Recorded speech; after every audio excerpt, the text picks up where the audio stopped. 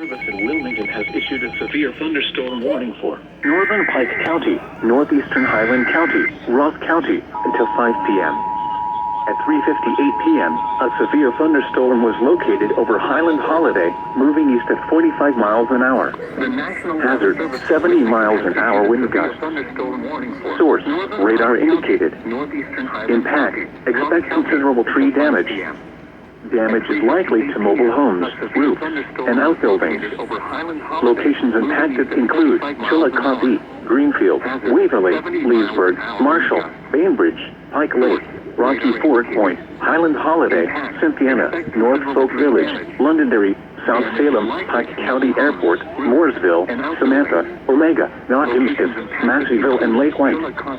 Greenfield, Waverly, Leesburg, Marshall, Bainbridge, Pike Lake, Rocky Ford Point, Highland Holiday, Cynthiana, North Folk Village, Londonderry, South Salem, Pike County Airport, Mooresville, Samantha.